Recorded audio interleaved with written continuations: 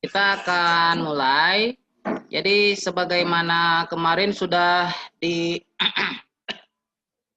disepakati ya, mungkin diberi kasih tahu sepakati. Jadi saya tunggu untuk para peserta Zoom kelas 11 ini, saya tunggu sampai setengah jam dari jadwal setengah 11. Berarti sampai jam 11. Untuk yang belum bergabung, silakan bergabung sampai setengah jam beri waktunya. Lebih dari itu tidak saya admit ya. Lebih dari itu tidak saya admit, berarti Anda tidak mengikuti Zoom, tidak mengikuti pembelajaran ya. Dan juga berarti absensi dipendingkan. Nanti kalau misalkan ada alasan yang kuatnya, nanti saya terima absennya. Tetapi tetap pembelajarannya tidak saya admitkan. Itu saya tunggu sampai jam 11 untuk ikut bergabung. Kepada teman-temannya silakan dikasih tahu di Japrikan atau di bagaimana. Kelas 11 yang belum gabung silahkan ditunggu sampai jam 11. Paham ya? Sebagaimana yang sudah saya sampaikan di pertemuan sebelumnya. Untuk pembelajaran ASJ ya, khususnya saya pembelajaran ASJ.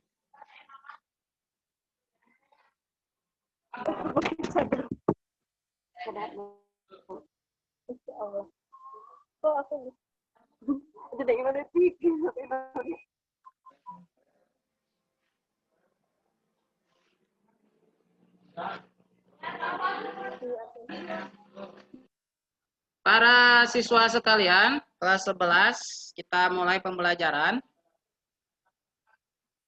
Bismillahirrahmanirrahim. Alhamdulillahirabbil alamin. Assalatu wassalamu ala asyrafil mursalin wa ala alihi washabihi ajmain. Alhamdulillah pada kesempatan ini saya bisa bertemu kembali ya di dalam secara online di dalam Zoom bersama kalian para peserta kelas 11 SMK IT Nurul Huda, siswa-siswi SMK IT Nurul Huda kelas 11. Semoga apa yang kita maksudkan di dalam pembelajaran ini bisa mendapatkan apa yang diinginkan. Ya. Tentunya satu, ilmu yang bermanfaat gitu kan. Dan juga menunaikan tugas Anda sebagai seorang siswa-siswi gitu, menunaikan tugas untuk bisa hadir dan mendapatkan hak Anda juga, mendapatkan pengajaran di istilahnya ini adalah SMK ya. Pelajaran-pelajaran yang ada di SMK juga itu adalah hak-hak Anda untuk mendapatkan pengajaran dan juga penjelasan. Para siswa-siswi sekalian, langsung saja kita akan masih berada di dalam DHCP server. Oke. Saya sudah screen sharingkan yaitu tentang slide. Kita akan coba pelajari, ini ada slide tentang DHCP server, itu ada 21 slide. Yang mudah-mudahan di dalam waktu yang sebenarnya 1,5 jam itu lama ya, tetapi juga ketika disampaikan di Zoom itu entah kenapa dengan lamanya waktu tersebut 21 slide itu juga terkadang saya tadi cuma sampai 11 slide gitu di kelas lain. Mungkin di kelas ini bisa sampai 21 slide yang mudah-mudahan seperti itu. Oke, untuk DHCP server saya sudah kemarin juga sudah dibahas, kemarin sudah membahas tentang ini. DHCP server adalah yang untuk yang ini ya sudah dibahas, merupakan salah satu server ya, merupakan salah satu layanan di server yang disediakan oleh server untuk para kliennya ya, DHCP. Nah, untuk DHCP itu sendiri saya bahas dulu sedikit yang kemarin sudah disampaikan. Untuk DHCP itu sendiri itu identik dengan memberi ya, memberi klien yang meminta IP address secara otomatis gitu ya. Nah, itu pemberian IP address secara otomatis untuk klien yang meminta. ya. Jadi kalau ada klien yang nggak meminta, ya nggak mungkin dikasih ya. Tapi kalau ada yang klien, ya pasti diberi. Itu dilakukan secara otomatis oleh server. Ya. Layanan untuk pemberian IP address secara otomatisnya disebut DHCP. Itu. Klien yang meminta disebut DHCP klien, server yang memberi disebut DHCP server. Itu ya, itu adalah pembelajaran yang kemarin dibahaskan. Terus juga kemarin kita membahas tentang IP address ya, kalau tidak salah seperti itu. Jadi IP address sekali lagi ada yang bisa menyebutkan apa yang dimaksud dengan IP address atau bisa mendeskripsikan apa itu IP address, mangga sebagai kuis, mangga silakan yang mau menjawab. Pengelamatan jaringan. Ini pembelajaran kemarin ya. Sebuah komputer. Oke, siapa? Suaranya coba didekatkan ke mic ya. Yang mau menjawab mangga. Apa itu IP address? Gak ngelihat ke referensi apa yang ada di benak aja, sok langsung disebutkan. Mungkin ini masih ingat tentang IP address? IP address adalah salah satu. Ya. Salah satu. Ini siapa dulu ya namanya ya? Oh, namanya? Muhammad Rifki siapa ini yang bicara? Asep, Bapak. Asep. Iya. So, apa itu IP address? Jadi namanya ya pilih. Atau nggak usah pengertian pun, apa deskripsinya gitu, apa penjelasannya gimana tentang IP address, mangga. Ayo, apa? Seingat, coba dibuka aja catatannya tuh. Catatannya.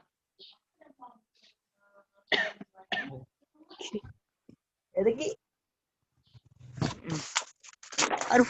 Kita nggak, kita bahas tentang DHCP, tapi IP address-nya masih lupa lah. Ini juga harus dicek dulu ya. IP Ini address Pak. yang saya apa? Sok, mangga. Apa itu IP address? IP Identitas setiap perangkat komputer.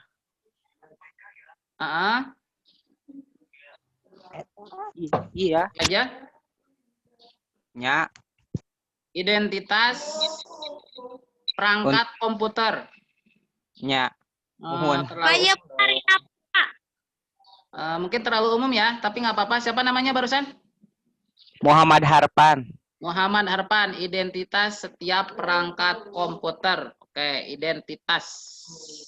Tapi bisa dilengkapi lagi, siapa yang mau? Muhammad Harpan sudah ya, sudah saya ambil. Jawabannya yang lain, mangga. apa? Ya, mangga siapa? Rina. Rina gimana Rina?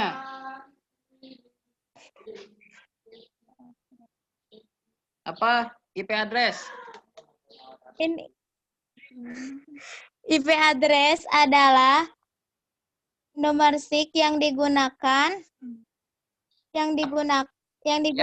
untuk satu komputer kepada komputer lain agar saling terhubung dalam proses pengiriman dalam jaringan.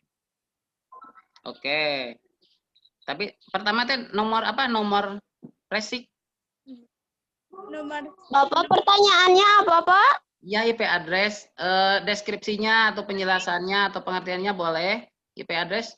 Tadi itu apa? Nomor resik apa? Kurang dengar saya. Numerik. Numerik.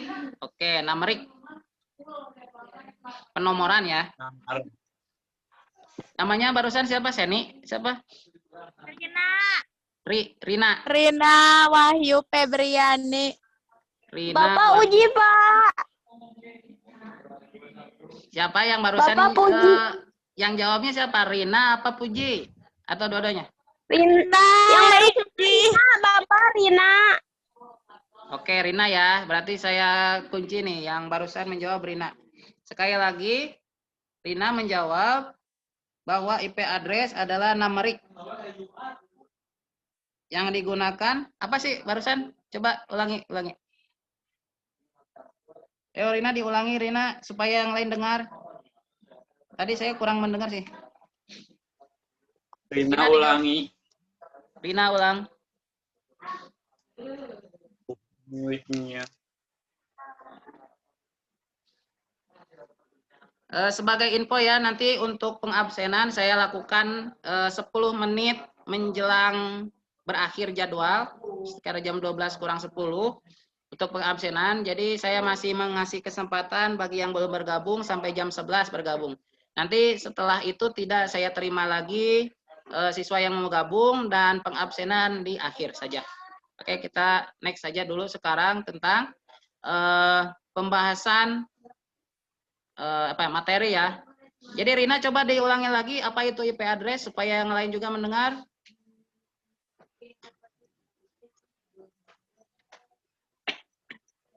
Rina, mana Rina?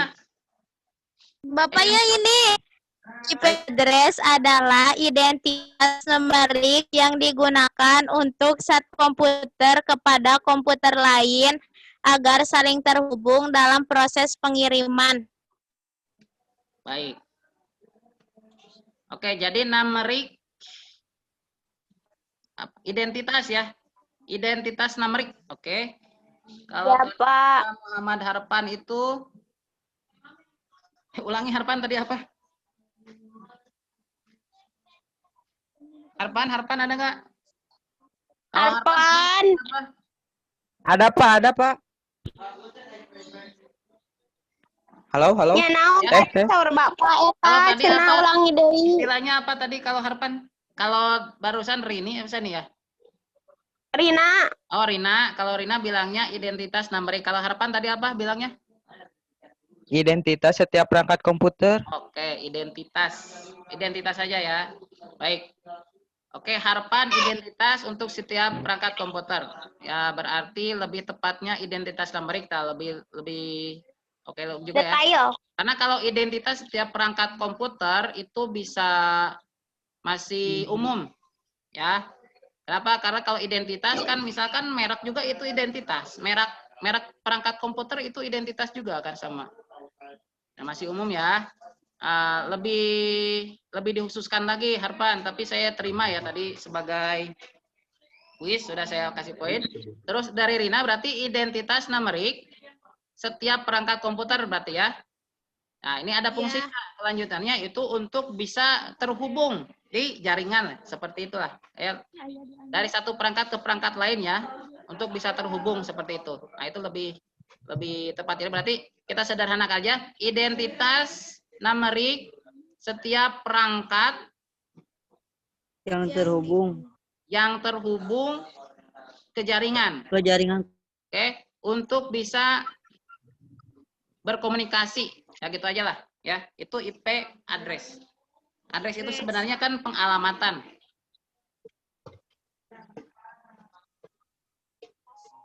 Oke.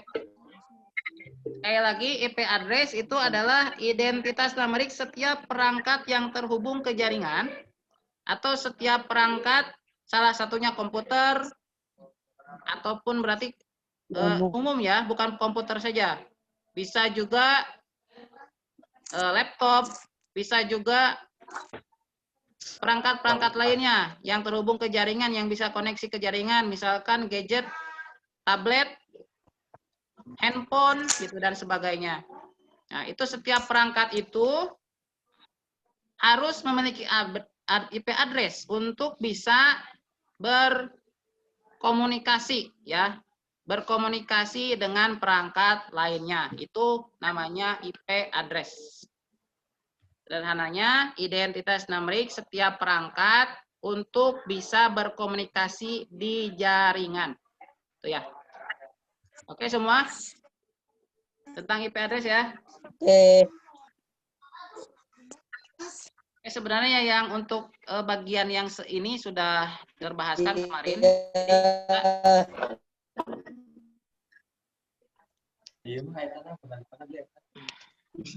Jadi kita kemarin mengenal tentang DHCP, server itu apa, DHCP client, DHCP server, terus apa itu IP address juga harus dipahami dulu. Setelah itu juga untuk di dalam kemarin pengalamatannya juga itu kalau yang secara manual itu bagaimana ya. Jadi kalau misalkan suatu perangkat, kemarin ya dibahasnya, kalau suatu perangkat itu mau berkomunikasi tentunya harus punya IP address.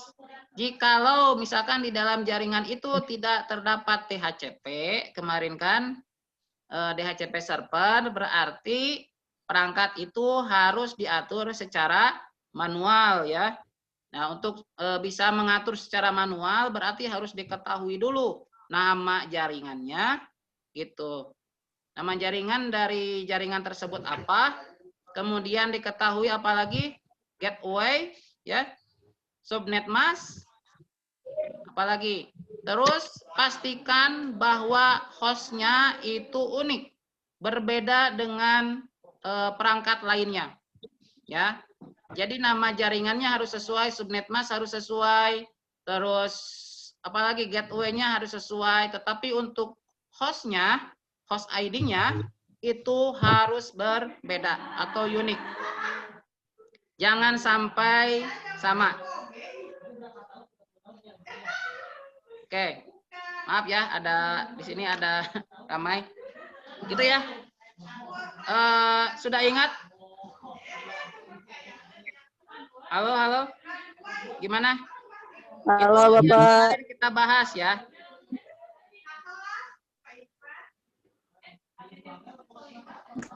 Terus saya juga kemarin bahas untuk ilustrasinya. Jadi untuk pengalamatan IP address yang dimiliki oleh setiap perangkat yang terhubung ke jaringan itu seolah-olah adalah pengalamatan rumah ya. Jadi nama jaringan, terus subnet mask, terus gateway itu disamakan dengan nama kampung, nama jalan gitu ya, terus nama RT RW itu harus sama gitu. Dan itu bisa dimiliki oleh beberapa rumah. Akan tetapi kalau untuk nomor rumah ya yang disamakan itu dengan nomor host itu harus beda dengan nomor rumah yang lain gitu ya. Sama host ID juga itu harus beda sama nomor perangkat yang lain. Ya, bisa dibayangkan jika suatu rumah punya nomor yang sama dengan alamat yang lain, gitu, seperti itu. Maka nantinya kalau ada pengiriman data, ada pengiriman paket kalau ke rumah ya biasanya, itu nanti jadi salah alamat seperti itu. Begitupun perangkat, kalau ada pengiriman data atau penerimaan data, kalau hostnya itu sama dengan host yang lain, itu dari pengiriman dan penerimaan data itu terjadi salah alamat. Dan biasanya kalau di perangkat komputer itu disebutnya itu ada error lah, ya, error dalam pengiriman. Ada coalition namanya, coalition error. Tubrukan data gitu seperti itu. Kalau hostnya disamakan, dan biasanya suka error juga ya. Oke, itu yang kemarin dibahas. Oke, ini sudah ya. Kita next saja ke halaman berikutnya. Nah, ini rada maaf ini rada ini ya prinsip kerja DHCP server yang akan kita bahas sekarang nih. Karena kalau nggak salah kemarin baru halaman awalnya saja. Sekarang kita masuk ke prinsip kerja DHCP server. Oke. Ini saya ambil dari buku paket ya. Mungkin fotokopinya rada nih buram. Ya, Pak. Oke, tapi masih Iya Pak, benar ada belum? Kelihatan. ya, oke ya. Sekarang kita bahas tentang prinsip kerjanya ya. Prinsip kerja DHCP server. DHCP server umumnya memiliki sekumpulan alamat yang diizinkan untuk didistribusikan kepada klien yang disebut DHCP pool. Nah, kita punya istilah di sini yang disebut ya DHCP pool. Jadi DHCP pool itu adalah daftar kumpulan alamat untuk klien nantinya gitu ya. Misalkan kalau misalkan kelas C itu daftar alamat yang diizinkan di DHCP cepulnya itu bisa ditentukan sih sebenarnya. Kan maksimal untuk di kelas C, di dalam satu jaringan kelas C itu bisa sampai 254 ya alamat yang boleh dipakai oleh klien. Tapi kita misalkan di DHCP pool ini bisa juga menentukan alamatnya tidak semua diberikan kepada klien. Misalkan kita hanya membatasi untuk klien itu dari alamat 1 misalkan sampai 25 itu bisa ya dengan menggunakan fitur DHCP pool ini gitu. Oke. Terus setiap klien kemudian akan menyewa alamat IP dari DHCP pool untuk waktu yang ditentukan oleh DHCP. Misalnya dalam beberapa hari di depan. Oke, saya di posisinya di ruangan ya, di sini banyak orang. Oke, terus ini ya, di sini juga setiap klien ada istilahnya menyewa atau meminta lah istilahnya ya. Karena kalau menyewa itu identiknya dengan harus dibayar gitu ya. Kita coba ganti istilahnya tanda kutip meminta ya alamat IP. Nah, di dalam DHCP pool pun selain bisa memberikan pengaturan alamat yang akan diberikan itu berapa, juga di sini ditentukan nih waktu yang bisa dipakai ya, ada waktunya misalkan bisa 1 hari, 2 hari, lebih dari itu ya, lebih dari itu IP address-nya tidak bisa dipakai lagi. Jadi dia tidak bisa koneksi ke jaringan lagi gitu ya. Jadi istilahnya satu pengaturan IP-nya itu berapa yang diizinkan. Ya, misalkan 1 sampai 25, terus waktunya misalkan hanya sampai 1 hari. Lebih dari itu berarti nanti harus diminta lagi ada penggantian IP. Bentar ya.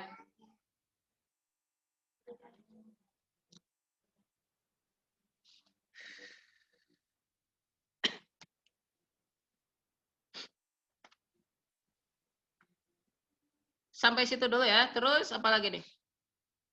Oke. Ini manakala waktu penyewaan alamat IP tersebut habis, maka klien meminta kepada server untuk memberikan atau memperpanjang alamat IP. Itu. Gitu. Jadi misalkan waktunya cuma sehari, terus ketika itu terjadi, misalkan sehari batas waktunya sudah dilewati, maka klien yang memakai IP address itu dia harus minta lagi untuk memperpanjang, atau kalau tidak meminta memperpanjang berarti dia akan secara otomatis diberikan kalau dia minta ya, dia akan diberikan IP yang baru ya, sesuai dengan stok alamat IP atau IP address yang ada di DHCP pool gitu ya. Oke, yang bisa masuk ke DHCP di sini gambarannya, ini DHCP server yang bisa koneksi ke DHCP server itu bisa laptop ya, bisa apalagi di sini ada gadget lainnya gitu, komputer, laptop dan sebagainya. Intinya setiap perangkat yang terkoneksi ke server melewati jaringan kabel ataupun melewati jaringan wireless itu bisa meminta DHCP server. Bentar ya.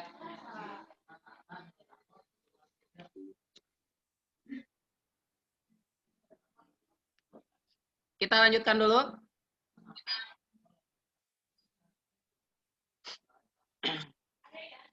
Barusan itu tentang prinsip kerja DHCP server. Jadi prinsip kerjanya kalau ada yang minta, sekali lagi diberikan dengan stok dari DHCP pool dan bisa diberikan tengah waktu ya. Itu prinsip kerja dari DHCP server. Terus kemudian di sini adalah tentang klasifikasi DHCP server ya, klasifikasi DHCP server. Pada dasarnya DHCP sebagai sebuah mesin yang menjalankan layanan yang dapat meminjamkan alamat IP dan informasi TCP/IP lain kepada semua klien yang memintanya. Oke, di sini ada istilah informasi TCP/IP. Ya, TCP itu sendiri apa? Sudah mungkin ada di antara kalian yang sudah mendengar ini nama TCP/IP? Ada yang sudah mendengar atau belum nih? Atau semuanya belum dengar nih TCP/IP apa? Belum. Protokol. Kelas 11 ya, TCP/IP itu lebih apa ya? Lebih dibahas lagi sebenarnya TCP/IP ini di layanan jaringan ya, TLJ, teknologi layanan jaringan. Lebih tepatnya lagi nanti lebih fokusnya lagi itu di TCP/IP. Cuman kemudian di sini saya cuman akan memberikan gambaran bahwa ini TCP/IP ini adalah salah satu protokol di dalam pengalamatan jaringan ya. Jadi IP address itu sebenarnya itu indukannya adalah TCP/IP. TCP/IP salah satu layanan atau menginduki salah satunya ke IP address tadi, alamat IP. Sebenarnya TCP/IP ini bukan hanya tentang IP addressan, tetapi banyak lagi kemudian yang lainnya. Tapi tidak saya sampaikan juga, nanti adalah bagiannya di TLJ nanti, seperti itu. Artinya ini adalah protokol yang induki pengalamatan IP, itu aja dulu lah. Ya. Salah satu di antara juga yang dapat diberikan oleh protokol TCP/IP itu adalah informasi jaringan, ya, yang bisa didapatkan oleh klien yang meminta. Informasi-informasi jaringan yang dapat diminta oleh klien, misalkan informasi berapa kecepatan dari bandwidth atau kecepatan jalur jaringan yang dipunya atau dia sedang miliki gitu ya, seperti itu bisa ya diambil informasi itu dari protokolnya yang menyediakan adalah TCP/IP. Salah satunya juga yang tadi pengalamatan IP juga itu dari TCP/IP. Oke, next nanti saja untuk protokol TCP/IP setidaknya itulah protokol ya, protokol di dalam jaringan TCP/IP protokolnya. Kemudian DHCP klien menjadi sebuah mesin klien yang menjalankan piranti lunak klien DHCP yang memungkinkan untuk dapat berkomunikasi dengan DHCP server. Oke, ini disebutkan tentang DHCP klien ya,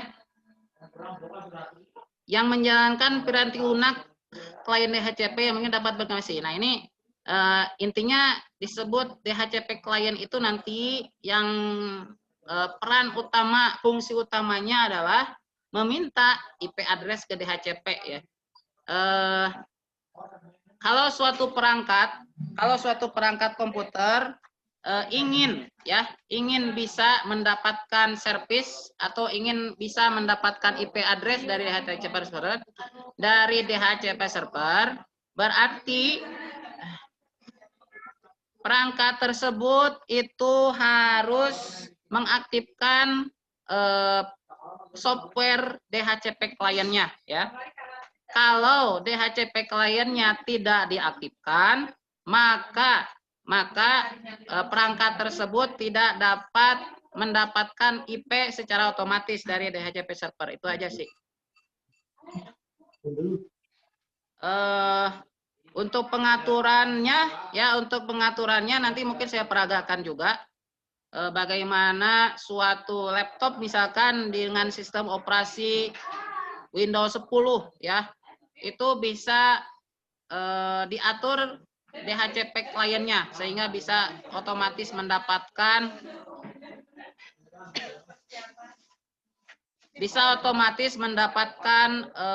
IP address itu seperti apa, itu nanti saya peragakan. Cuman kalau tidak memungkinkan di Zoom ya, cuman untuk tidak mungkin di Zoom berarti kita pending sampai pas waktu praktikum mungkin ya nanti. Nah, itu sebagai PR saja, nanti ada peragaan bagaimana Anda mengatur DHCP klien. Nanti juga ada peragaan bagaimana Anda bisa menjadikan komputer Anda itu DHCP server. Karena sebenarnya untuk DHCP server programnya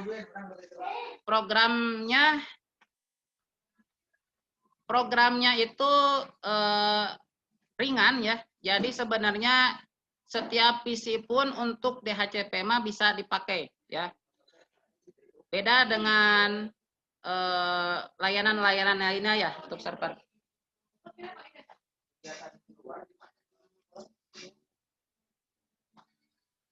Oke, next. Ini kita sedang bicara tentang klasifikasi DHCP server ya. Di antara komponen daripada DHCP server, selain tadi ada fungsi fitur tentang DHCP pool, juga kita di sini bisa mengenal yang namanya DHCP scope. DHCP scope adalah alamat IP yang dapat disewakan kepada DHCP client. Sekali lagi, DHCP scope adalah alamat IP yang dapat disewakan kepada DHCP client. Pak punten.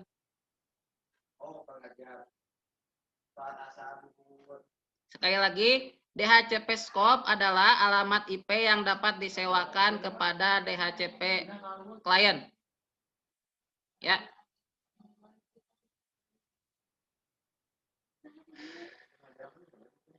Ini hampir sama dengan DHCP pool. Kalau DHCP pool itu mengatur apa tadi? Mengatur jarak rentannya ya. Rentannya misalkan dari 1 sampai 25 hostnya. Tapi kalau DHCP scope itu komponen yang meng-on-kan atau meng-off-kan gitu ya, meng-on-kan atau meng-off-kan suatu alamat gitu ya, meng-enable-kan atau meng-disable-kan suatu alamat tertentu dari yang ada yang diberikan kepada DHCP client. Itulah kira-kira seperti itu DHCP scope. Ya, fungsi atau fitur dari DHCP server yang namanya DHCP scope itu yang bisa memungkinkan DHCP server yang nantinya dikendalikan oleh seorang administrator ya, itu bisa mengenablekan atau mendisablekan. Lah, itulah seperti itulah.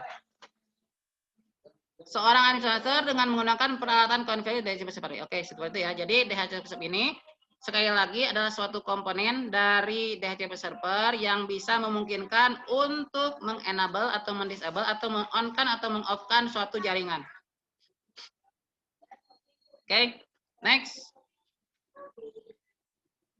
Biasanya sebuah alamat IP disewakan dalam jangka waktu tertentu, ya seperti yang tadi disebutkan. Nah, jangka waktu itu, ya yang termasuk di dalam tadi DHCP pool, disebutnya adalah DHCP list. Ya, kalau penentuannya disebut DHCP scope yang mengenablekan dan disablekan suatu IP. Nah, untuk waktunya yang ada di tadi DHCP pool itu disebutnya adalah DHCP list ya. Ya. Secara default, secara asal DHCP list kalau di-enablekan, DHCP list itu kalau diberlakukan, maka dia berlaku secara umumnya itu 3 hari. Tapi untuk pengaturannya ini memungkinkan juga diatur waktu sampai 1 hari, malah 12 jam dan sebagainya ya, DHCP list. Sebenarnya lebih jelas lagi nanti pas waktu praktikum kita cek ya DHCP list itu seperti apa. Informasi mengenai DHCP scope dan alamat IP yang disewakan kemudian disimpan di dalam basis data DHCP dalam DHCP server ya. Itu ada DHCP basis datanya ya. Database DHCP. Itu bisa biasanya kita cek pada suatu jendela tertentu lah ya, dengan kita memakai admin username password gitu ya, Dan kita sudah masuk ke dalam tampilan jendela dari DHCP server, pengaturan-pengaturannya. Dimungkinkan juga di situ kita bisa melihat data-data IP yang sudah dipakai oleh klien. Ya. Nilai alamat email yang dapat disewakan harus diambil dari DHCP pool ya, yang tersedia, yang dialokasikan dalam jaringan. Oke, seperti tadi ya. Kesalahan yang sering terjadi dalam konfigurasi DHCP server adalah kesalahan dalam mengkonfigurasi DHCP scope. Oke, itu kesalahan yang sering terjadi. Kesalahan-kesalahannya seperti apa? Ya, konfigurasinya seperti apa? Mungkin Anda akan bisa mengalaminya sendiri kalau dipraktekkan ya. Nah, saya juga nggak bisa langsung menggambarkan di sini. Ya udahlah, nanti saja ya. Kita skip dulu. Next. Barusan disebutnya yang ini DHCP list yang sudah kita ini ya. Tadi DHCP scope, yang kedua B DHCP list yang sudah sebenarnya tadi sudah disebutkan juga. Batas waktu penyewaan alamatnya ini salah satu komponen dari DHCP server itu adalah DHCP, selain scope adalah DHCP list ya. Waktu ya, pembatasan waktu penyewaan oleh DHCP server. Umumnya hal ini dapat dikonfigurasi sedemikian rupa oleh seorang administrator dengan menggunakan beberapa peralatan konfigurasi. Ya, contoh dalam Windows ST dapat menggunakan DHCP Manager atau menggunakan Microsoft Management Console ya, MMC untuk Windows 2000 ke atas. Saya nggak bisa mencontohkan di sini, nggak mungkin ya. Saya membuka NT server ya. Nanti aja lah. Intinya DHCP list adalah salah satu komponen dari DHCP server yang fungsinya untuk memberikan batasan waktu penyewaan alamat IP. Terus ada juga komponen lainnya daripada DHCP server, itu adalah DHCP options. DHCP option adalah tambahan pengaturan alamat IP yang diberikan oleh DHCP ke DHCP klien. Jadi selain daripada yang tadi fungsi-fungsi tadi, dengan DHCP option ada lagi misalkan fitur-fitur lain yang dapat diberikan ke DHCP ya, tawaran-tawaran lain selain pembatasan waktu dan pembatasan rentan IP juga dengan DHCP option itu ada beberapa lagi. Sebenarnya ini sangat sederhana, tetapi ketika saya bahasakan dengan bahasa saya gitu menjadi berlibat. Oke, terus ketika sebuah klien meminta alamat IP kepada server, server akan memberikan paling tidak sebuah alamat IP dan alamat subnet jaringan. Oke, seperti itu. DHCP server juga dapat dikonfigurasi sedemikian rupa agar memberikan tambahan informasi kepada klien yang tentunya dapat dilakukan oleh seorang administrator. Oke. DHCP option ini dapat diaplikasikan kepada semua klien,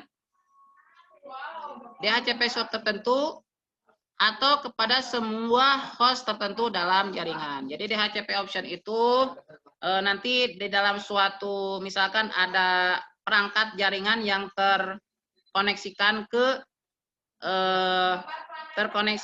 DHCP server, itu bisa dilihat siapa IP-nya siapa, perangkat siapa, terus di situ juga nanti kalau diklik kanan atau di menu itu ada DHCP option-nya.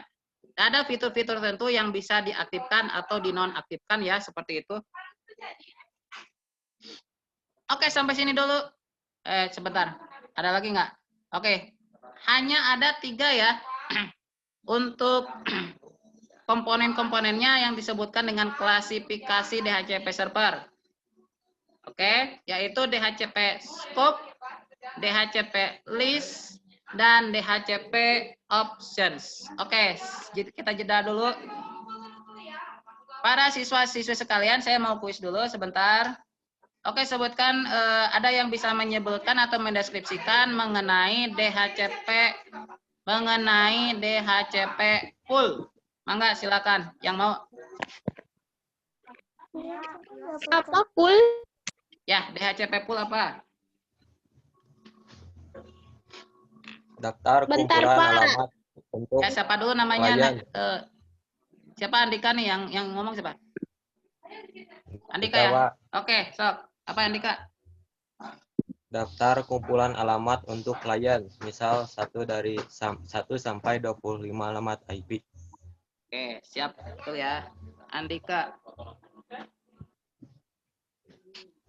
Daftar alamat IP atau IP address yang bisa dipakai oleh klien. Oke, itu. Itu DHCP pool. Misalnya dari 1 rentannya sampai 25, oke. Terus juga dengan DHCP pool tadi bisa menggunakan batasan waktu ya, menggunakan batasan waktunya. Oke, itu DHCP pool.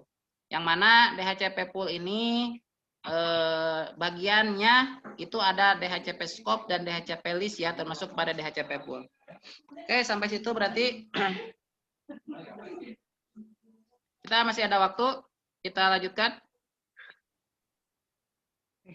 Slide kelima, manfaat dari DHCP. Manfaat dari DHCP server. Oke. Beberapa manfaat dari DHCP server antara lain, DHCP memungkinkan mengkonfigurasi otomatis ya, sehingga dapat sangat menyederhanakan manajemen jaringan.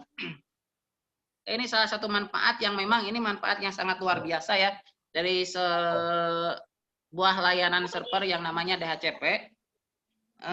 Anda bayangkan jika misalkan Anda di dalam jaringan itu ya, Anda ditugaskan misalkan di dalam satu ruangan yang jaringan lokal aja lah ya, kita jangan membayangkan ke jaringan yang luar dulu ya, tapi jaringan yang lokal aja dulu. Misalkan di dalam satu ruangan Anda itu punya kewajiban atau tugas untuk memberikan IP address kepada 100 komputer ya, kepada 100 komputer yang ada di lab tersebut. Oke. Apa yang Anda akan lakukan untuk memberikan IP address tersebut ya, jika saja DHCP tidak ada ya. Maka yang harus Anda lakukan berarti Anda harus memberikan pengaturan secara manual kepada semua IP yang di situ. Bayangkan betapa merepotkannya Anda ya. Mungkin dari pagi sampai sore juga belum selesai. Atau ya dari pagi sampai siang mungkin ya, kalau 100 mah. Tapi dengan DHCP, Anda tinggal tidak perlu repot-repot mengetahui atau menentukan nama jaringannya. Terus tidak perlu repot-repot untuk mengetahui gateway, subnet, dan sebagainya. Dan itu harus diketik ya kalau manual. Anda cuman mengaktifkan DHCP, layanan DHCP klien pada komputer-komputer tersebut, ya. Nah, nanti dengan adanya DHCP server pada jaringan tersebut, maka semua klien yang ada, yang 100 itu dapat terkoneksi perangkatnya karena mendapatkan IP address secara otomatis. Nah, itu ya salah satu manfaat yang paling sangat yang mungkin saya merasakan juga gitu ya ketika melakukan pengaturan untuk bisa mengkoneksikan komputer di jaringan. Itu dengan DHCP itu sangat membantu sekali. Kedua manfaatnya, memberikan mekanisme bagi manajemen lokal untuk mayoritas klien TCP/IP pada internet network. Misal, parameter seperti root, default dapat dikonfigurasi secara tersentralisasi tanpa harus mengunjungi tiap host dan melakukan perubahan secara manual. Oke. Salah satu manfaat dari DHCP tadi memang itu memberikan IP address secara otomatis, dan ini bagi seorang admin jaringan, ini juga sebagai suatu kemudahan ya. Nantinya saat mengkonfigurasi tiap host itu, karena memang hostnya sudah sesuai gitu ya konfigurasi IP address-nya. Jadi nanti seorang administrasi yang dia tinggal mengatur aja gitu, melakukan pengaturan itu di server tanpa harus ke jaringannya ya, tanpa harus ke perangkat masing-masing. Cukup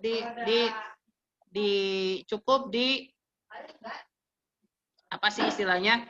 Cukup di server saja. Dia tinggal duduk saja di situ dan dia bisa dengan suatu program tertentu ya. Jika memang tidak ada coalition gitu, pasti nanti juga terdeteksi semua klien dan bisa melakukan pengaturan di server. Itu salah satunya. karena tadi IP address-nya itu tersusun rapi, ya. IP address-nya tersusun rapi di klien, dan dari situ seorang administrasi jaringan bisa melakukan pengaturan-pengaturan tanpa adanya coalition, ya, tanpa adanya tubrukan host, ya, tubrukan antara host gitu. Itu manfaatnya, salah satu manfaatnya. Terus next, manfaat selanjutnya yaitu DHCP. Dengan DHCP, satu server dapat melayani beberapa klien pada beberapa jalur dalam interbox. Oke, kalau ini berarti jaringan lokal, tetapi jaringannya itu ada beberapa jaringan. Misalkan ada 3 jaringan yang berbeda. Tetapi dengan DHCP ini memudahkan juga ya kepada administrator nanti pas waktu membaca setiap jaringan itu, ya, dapat juga melayani pelayanan dari admin, ya, untuk kliennya. Misalkan dari 3 jalur jaringan tersebut, dari satu jaringan membutuhkan misalkan data-data, ya. Terus dari jaringan yang lain misalkan membutuhkan misalkan ada satu jaringan membutuhkan data berupa file audio gitu ya, dari file yang lain membutuhkan data berupa file untuk web gitu dan sebagainya, itu bisa dilayani ya dari satu server untuk beberapa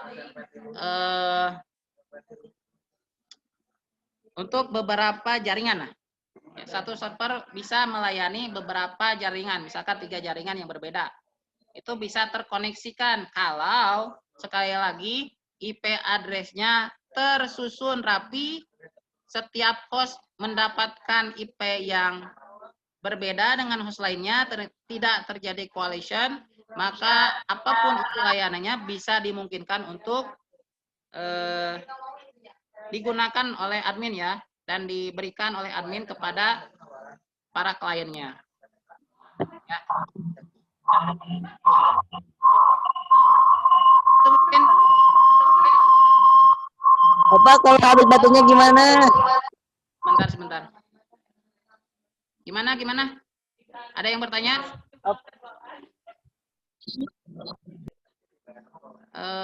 Ini yang partisipan ada 12 orang. Sok, ada yang bertanya? Mangga, silakan.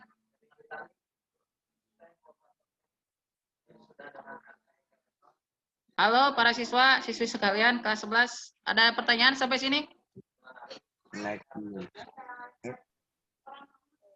Bapak jaringannya, Bapak. Jaringannya gimana? Bapak jaringan kieu, Pak. Oh, jaringan. Itu yang maksudnya ngelag gimana? Kalian? Putus-putus suaranya, Bapak. Putus-putus. Coba video kaliannya itu kameranya nggak usah diaktifkan lah, video untuk kameranya, tapi tetap mana ya? Bisa dinonaktifkan. Bapak gimana batunya sedikit lagi? Nanti gak keburu absen. Gak keburu absen. Nanti Ya, absen sedikit lagi batunya. Hah? Gimana? Batunya sedikit lagi. Oh, Batunya baterainya sedikit sambil lagi. dicas tuh. Kita sampai Gak ada jam casannya, Pak. 12 kurang 10 ya absennya. Pakai. Dicas dulu, Kang. Dicas dulu. Sambil dicas lah. Iya, Atau pakai ini powerbank. batunya tinggal.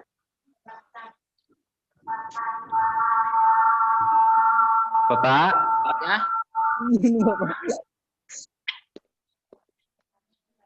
Aduh, 5% lagi, Pak. Oke, siapa namanya? Muhammad Rifki. Asep, Bapak, Asep. Hah? Asep sama Rifki. Wah, Asep sama Rifki. Oke lah, saya absen dari sekarang untuk dua orang itu ya yang kena baterai lowbat. Oke, Ya, 5% ada lagi, yang Pak. mau nanya? Yang Terima nomor 4, kasih, Bapak. Ya. konfigurasi DHCP server, maksudnya itu gimana, Bapak? Gimana? Ulangi. Yang nomor 4, instalasi dan konfigurasi DHCP server itu maksudnya gimana, Bapak? Oh, maksudnya gimana? Itu mah kan saya juga belum menerangkan ke situ.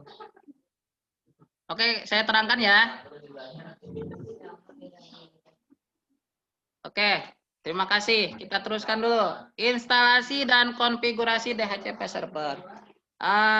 Enaknya ini sambil dipraktekkan ya. Cuman instalasi dan konfigurasi server itu pasti lebih jelas lagi kalau dipraktekkan. Tapi nggak apa-apa, kita coba dulu dengan metode verbal dulu ya, dengan dipresentasikan dulu ya, menggunakan kata-kata.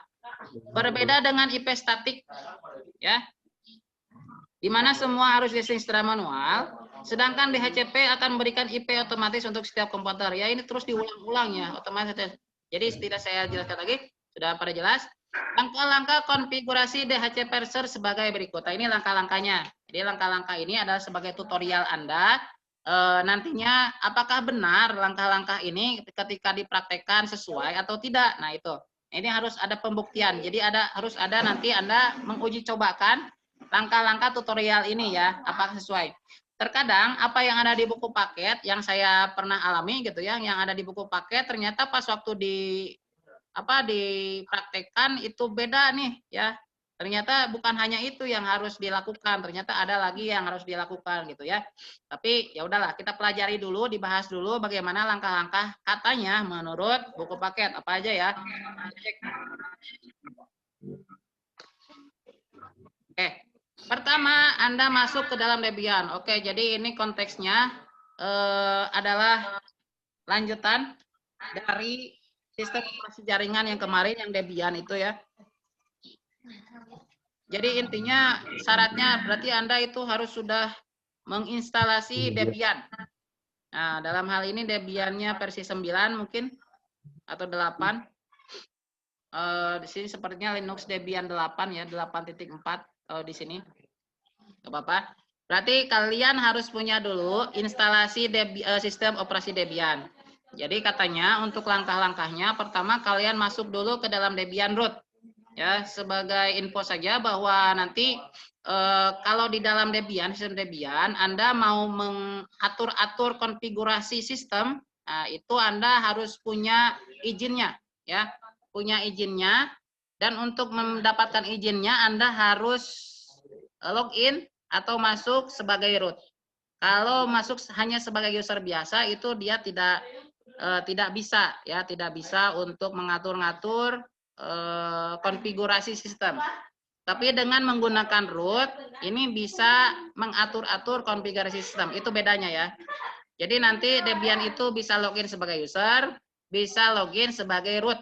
Nah, untuk intinya di sini kita kan mau mengkonfigurasi DHCP server. Ya, sedangkan DHCP itu adalah suatu layanan yang mana layanan ini hanya dapat dilakukan konfigurasinya di sistem. Berarti kita harus masuk sebagai root ya, itu seperti itu. Dan untuk rootnya ini sendiri, itu kan pas waktu diinstalasi Debian, itu kalian membuat suatu user root ya, dan passwordnya apa. Nah itu jangan sampai ketika Anda instalasi itu lupa. Nah kalau lupa, nah ini akan sangat berabe sekali kalau tidak tahu password daripada rootnya. Jadi harus tahu nih. Atau kalian pakai aja lah password yang biasa secara umum digunakan ya. Password yang umum digunakan itu 1, 2, 3 misalkan seperti itu. Kalau takut lupa untuk root ya. Gitu. Setelah kalian masuk login root itu berhasil, oke. Terus kalian harus instalasi paket nih kalau di Debian. Namanya ISC DHCP server. Ya, namanya ISC DHCP server. Bagaimana menginstalasinya? Untuk dapat menginstalasinya, kalian ketikkan di terminal Linux-nya, yaitu apt-get, oke, spasi install, spasi ISC-DHCP-server, seperti itu.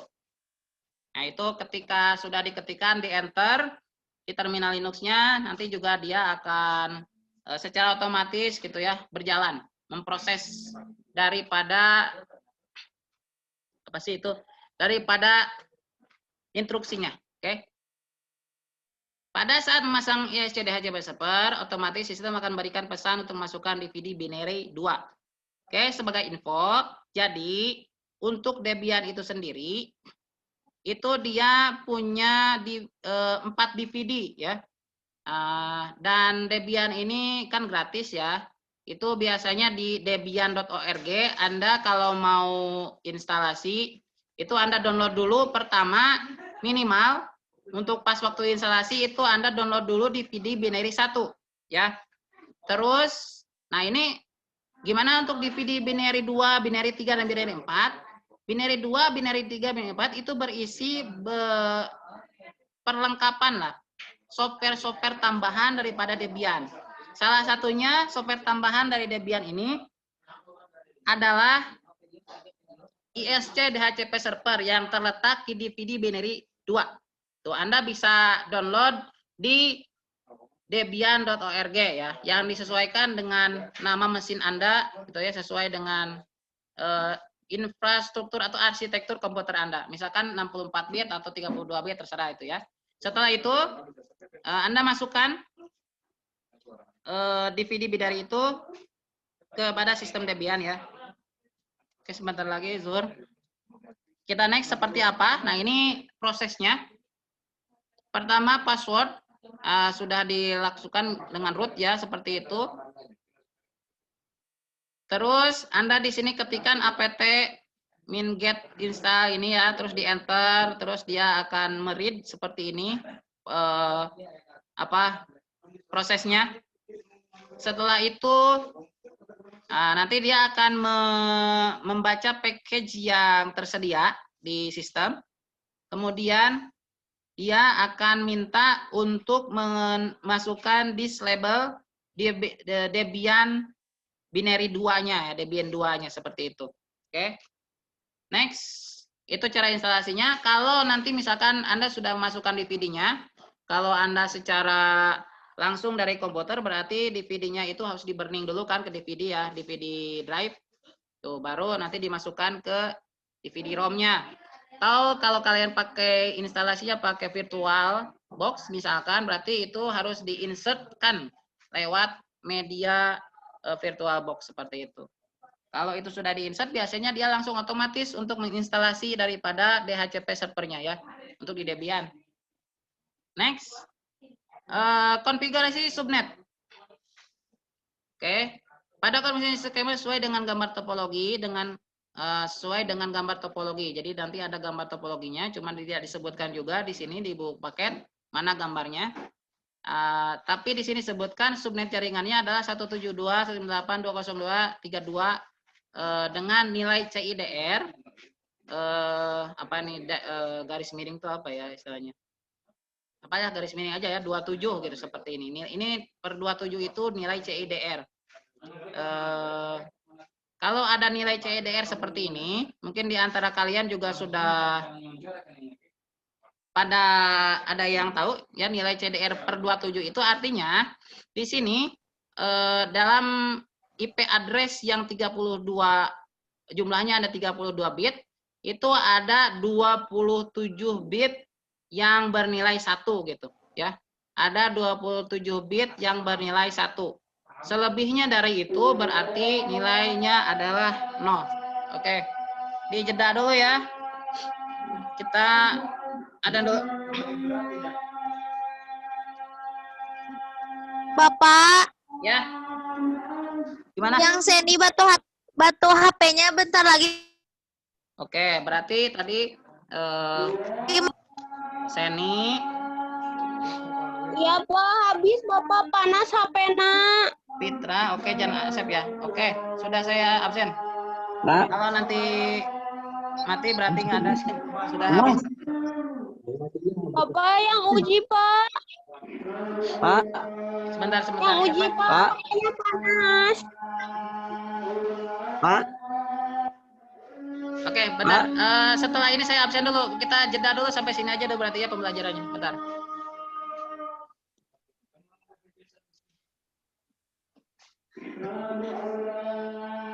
Adan dulu ya.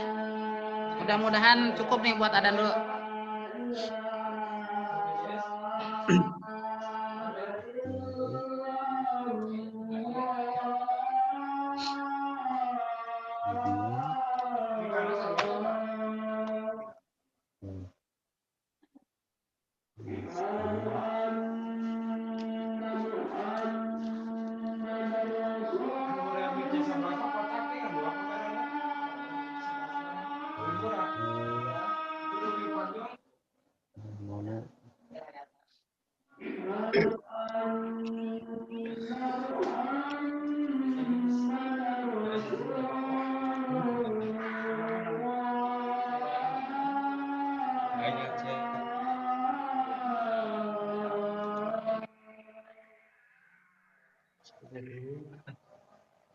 Data privasi.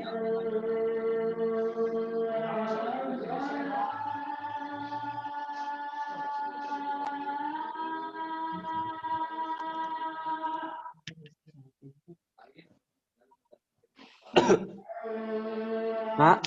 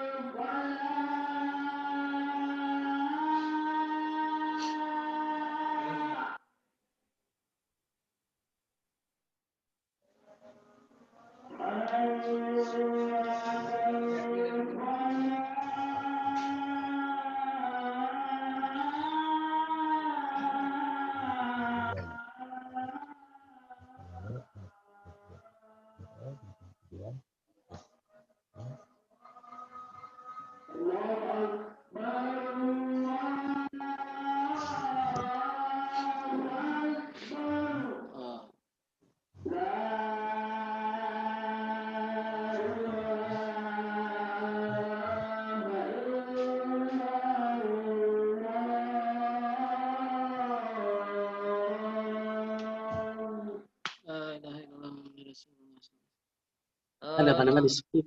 Para siswa sekalian, oke, pembahasannya mungkin sampai situ dulu ya. Ini kita jeda dulu sampai konfigurasi subnet. Sebenarnya ini kesananya itu, walaupun kalian mau baca-baca, enggak, itu nanti saya juga akan sharekan di grup ya tentang slide ini. Silakan baca-baca dulu. Nanti minggu depan saya juga akan tambah dengan slide lain.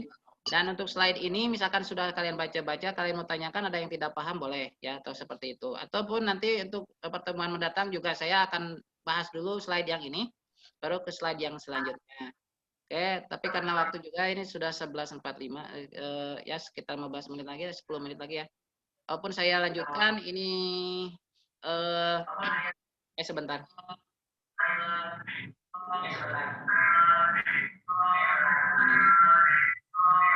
Ya absen nggak apa? Sebentar. Di absen dong, bentar. Oke.